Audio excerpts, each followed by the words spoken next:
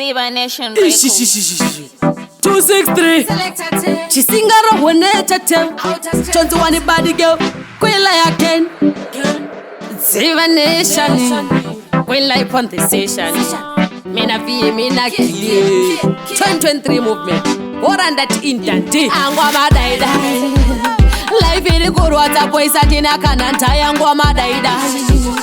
Life iri kurwadza poisa ndina kana ntaipati dai ndakaziya aitungamirire ini dai ndava mberi pati dai ndakaziya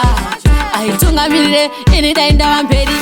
ndazviziva kuti upenyu ifiri asi apa pakutombodawo skiri ndakuchepa ndakazvitarisa samaskiri shuviro yangu ini kubudikira mhiri everyday ndichitetereka pavanondiseva munhu akashoreka vakataura nongoti it's okay life ndo zvainoita daidai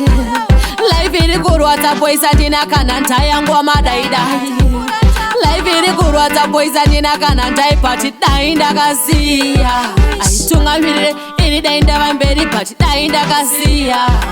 aitungamirire ini dai ndava mberi ndaiti ndikasvitsa 25 ndaigaya ndinega better life but from 1998 to 2023 ndichisafa shuviro yangu mulife mangu kuita begi ndochengeta vabereki vangu pateni chagwa ndakapaka kuti kuitaka life kensafa daidai life iri kurwadza poisa ndina kana ntayangwa madaidai life iri kurwadza poisa ndina kana ntaipati dai ndakaziya aitungamirire ini dai ndava mberi pati dai ndakaziya aitungamirire ini dai ndava mberi ndazviziva kuti upenyu ifiri asi apa pakutombodawo skiri ndakuchepa ndakazvitarisa samaskiri shuviro yangu ini kubudikira mhiri everyday ndichitetereka pavanondiseva munhu akashoreka vakataura nongoti it's okay life ndo zvainoita daidai life iri kurwadza poisa ndina kana ntayangwa madaidai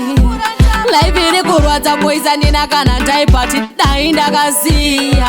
aitungamirire ini dai ndava mberi pati dai ndakaziya aitungamirire ini dai ndava mberi taiti ndikasvitsa 25 ndaigaya ndinega better life but from 1998 to 2023 ndichisafa shuviro yangu mulife mangu kuita begi ndochengeta vabereki vangu pateni chagwa ndakapaka kuti kuitaka life kensafa. It is a power production.